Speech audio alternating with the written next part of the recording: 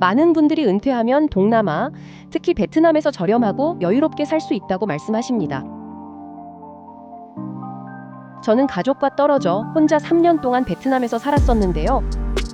그 경험을 통해 느낀 건 베트남은 단순히 좋다, 나쁘다로 설명할 수 없는 나라라는 겁니다. 오늘은 은퇴 후 베트남 생활의 환상과 기회, 그리고 현실을 제가 직접 겪은 이야기와 함께 솔직하게 말씀드려 보겠습니다.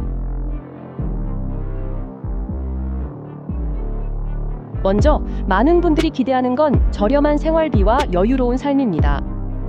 쌀국수 한 그릇 2,000원, 달짝지근한 베트남 커피 한 잔 1,000원, 한국에선 상상하기 힘든 가격이죠. 처음엔 저도 일상이 여유롭구나 싶었습니다.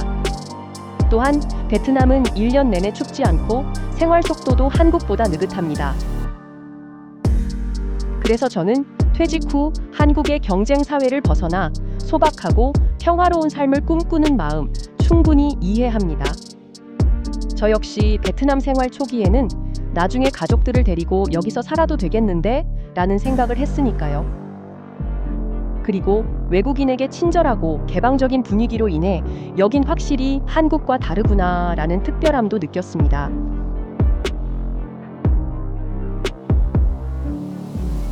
하지만 막상 살아보면 분명히 현실의 벽이 있습니다. 생활비. 한 달 100만 원이면 충분하다는 말 틀린 건 아닙니다. 베트남 현지인처럼 검소하게 살면 가능합니다. 하지만 은퇴 이후에 우리가 원하는 건 단순히 비용 절감이 아니라 여유롭고 안정된 생활 아닐까요?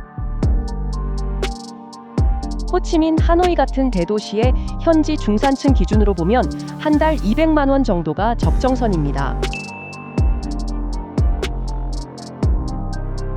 다낭, 나트랑, 붕따오 같은 중소도시에서는 150만 원, 지방소도시라면 100만 원 선에서도 가능합니다.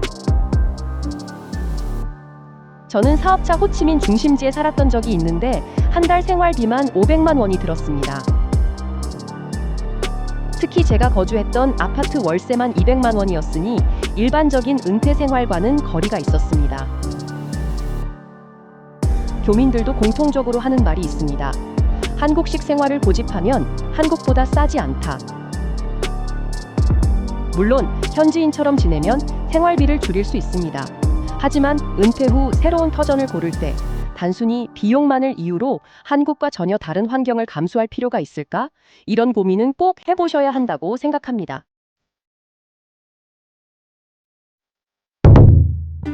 병원. 의료 문제도 빼놓을 수 없습니다.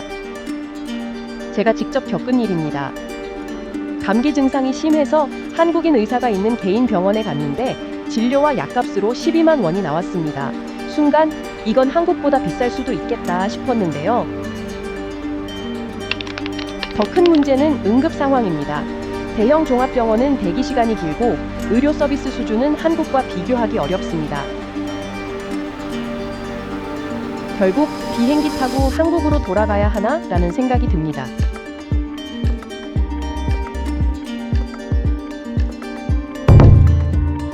언어와 문화. 언어는 더 큰 장벽입니다. 시장이나 식당에서 기본적인 베트남어는 쓸 수 있습니다. 하지만 깊은 대화는 거의 불가능합니다.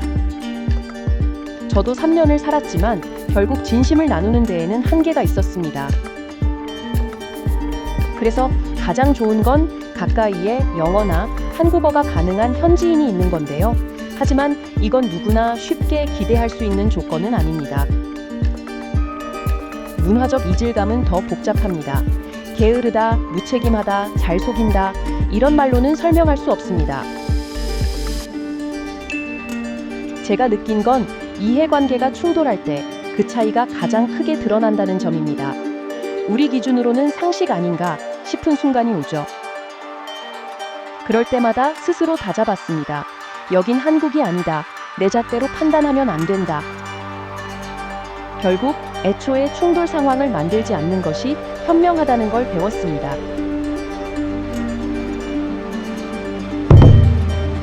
외로움. 마지막으로 외로움이 가장 큽니다. 저는 주말이 제일 힘들었습니다. 숙소에 혼자 있다가 심심해서 마사지샵에 가는 게 루틴이었죠. 어느 조용한 일요일, 마사지를 해주던 현지인을 보며 문득 이런 생각이 들었습니다.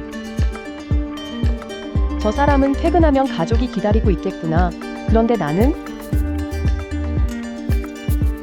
그리고 어느 날 건강에 이상 신호가 왔을 때 가장 먼저 떠오른 건 두려움이었습니다. 여기서 바로 치료가 가능할까? 이게 은퇴 후 베트남 생활에서 절대 간과할 수 없는 현실입니다.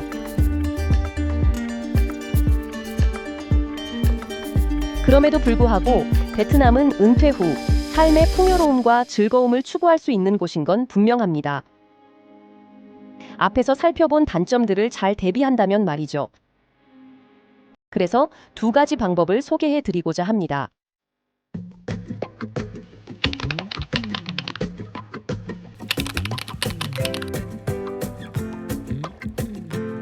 첫째, 한국과 베트남을 오가며 사는 방법. 제가 아는 한 어르신은 매년 겨울이면 3개월간 호치민에 머물렀습니다. 따뜻한 기온에 아무런 눈치와 제약도 없이 자유로운 시간을 보냈는데요. 이 순간에는 표정이 10대 소년처럼 밝아졌습니다. 그리고 봄이 찾아오면 다시 집이 있는 한국으로 돌아갔죠. 이런 방식이라면 한국의 의료 혜택도 누리면서 베트남의 여유를 충분히 즐길 수 있습니다.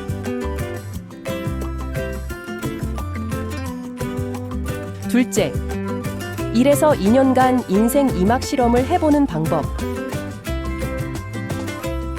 은퇴 직후 베트남에서 1년에서 2년 살아보고 그 뒤 한국으로 돌아오는 겁니다.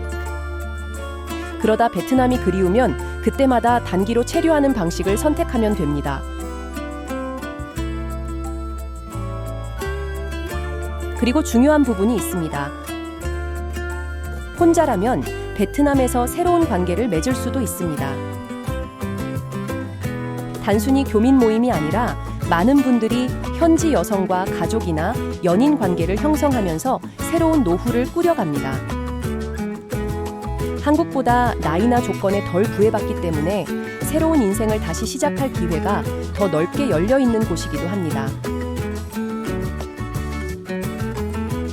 물론 모든 관계가 성공적인 건 아니지만 적어도 혼자가 아닌 삶을 선택할 수 있는 가능성은 충분합니다.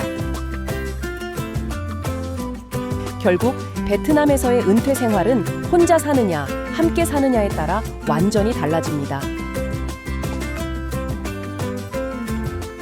정리하자면 은퇴 후 베트남 생활에는 환상도 있고 분명한 현실도 있습니다.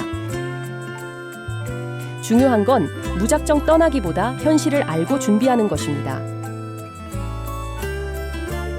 여러분은 은퇴 후 어떤 삶을 꿈꾸시나요? 댓글에 생각을 남겨주시면 함께 이야기 나눠보고 싶습니다. 앞으로도 베트남에서의 경험과 우리에게 도움이 되는 깊이 있는 이야기들을 솔직하게 전해드리겠습니다. 구독과 좋아요, 알림 설정으로 응원을 부탁드립니다. 시청해주셔서 감사합니다.